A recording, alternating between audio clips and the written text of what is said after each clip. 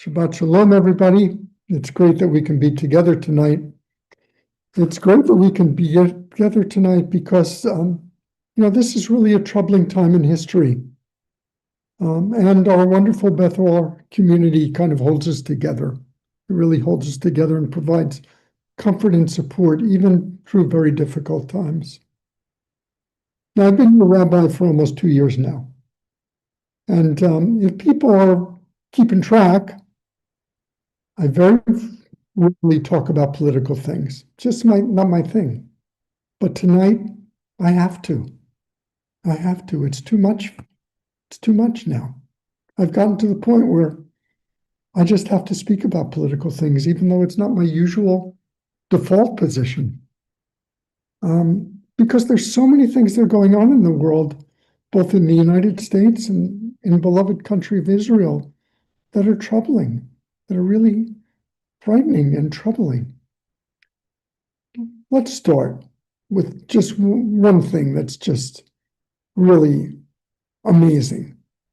America has always been a place that welcomed others who came here seeking a better life. That's how my grandparents got here. And one of the historical symbols of our country is the Statue of Liberty that stands in New York Harbor welcoming immigrants to come into the United States. And a few weeks ago, I was flying into New York, and we took this beautiful route over New York Harbor, and I saw the Statue of Liberty standing there. And I was wondering whether our political leadership wanted to give the statue back, because it no longer was a message that the United States wanted to give to the world. This message of welcoming immigrants was not something we believed in anymore. Worse, maybe France would decide, you know what? They don't do it anymore. We're taking the statue back. We're going to put it in one of our harbors because we're not like this. So this is only one of the examples of how fundamental core values of the United States are being challenged. Over the course of my lifetime, I've very slowly noticed the progressive movement towards this idea that all people are created equal that's occurred in my lifetime. It started with the civil rights movement, and it continued when gender issues related to women's place in society became more equitable. Now, I'm not saying that the path in this journey is finished for neither the racial issues or the issues related to women's rights in the United States, but at least the movement has started. And it doesn't seem to be going backwards yet, but who knows? But there is one issue that's going backwards. Recently, before this present administration, our country recognized how complex gender is. It's a real complex issue. It's so complex that it is really wrong for government to determine what's the right answer to the gender questions for each individual. It's something that each individual has to decide for themselves, and they have to proclaim it for themselves. The government can't control this very biological truth that each individual has inside of them. Moreover, how could the government tell you what kind of person you want to marry and love? These are all things that we're moving in the right direction, and now we're moving back towards a repressive time in history where people are not free to make choices they have to make with their lives. And perhaps the most troubling change in American life is how we have a president who's willing to challenge and attempt to overthrow long-standing limitations on the power of the presidency. He wants to create an authoritarian vision of the American presidency.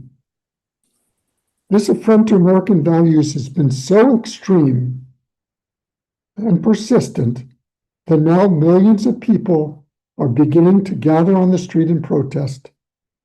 Resistance to this terrible abuse of power has begun, but it's still not clear to me what's going to happen, how this is all going to unfold. All of these issues make me angry, but underlying the anger is fear. So I really think that when you look at why people get angry, and you just take it to one more level, you always find that underlying anger is fear about something. And there's a lot of sources of fear, not only in this country, but look at what's going on in the state of Israel. There's a lot to be fearful about that. First, the country gets overrun by Palestinian terrorists who kidnap, rape, and murder people.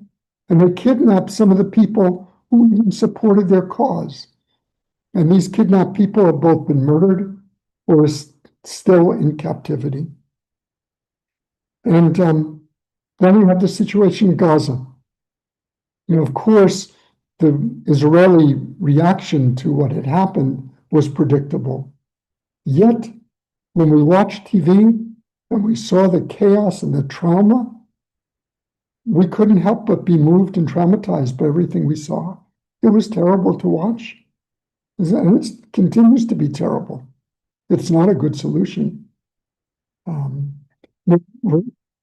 of these things that have happened have traumatized the Jewish people, both here and in Israel, and made us less respected as a people.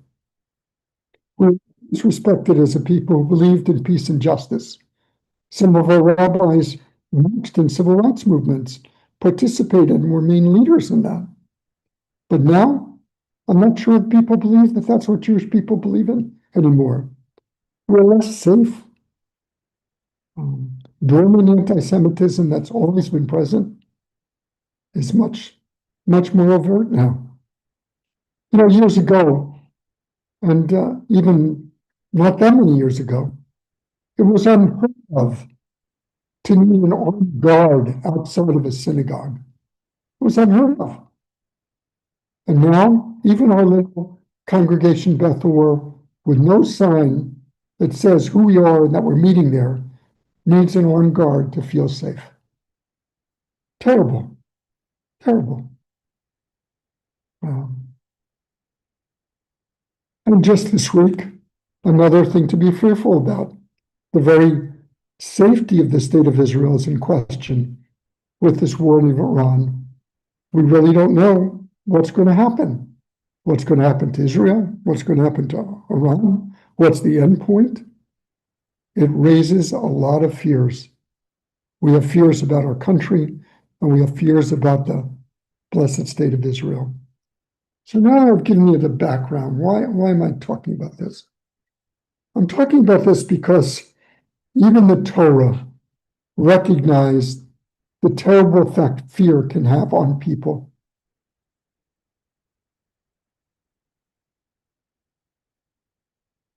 In this week's Torah portion, the spies are sent into the land of Israel to view the land.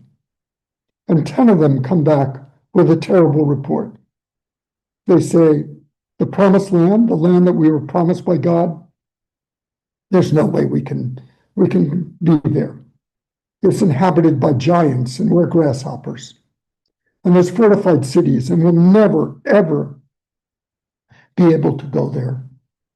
And this fear, this contagious fear they set upon the people, paralyzed the people. They were so paralyzed they even wanted to go back to Egypt.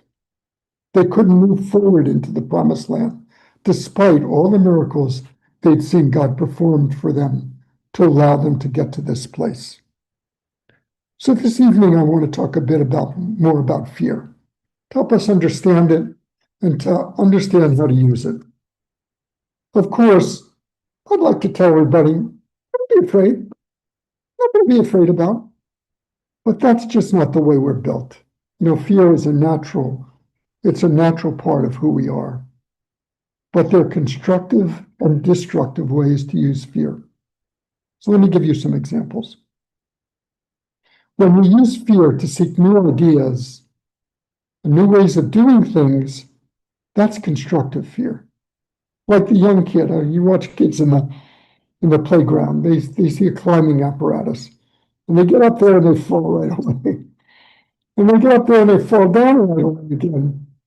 And certain of them look at the climbing apparatus and start looking at it, surveying it, and figure out a way to climb to the top without falling. That's constructive fear.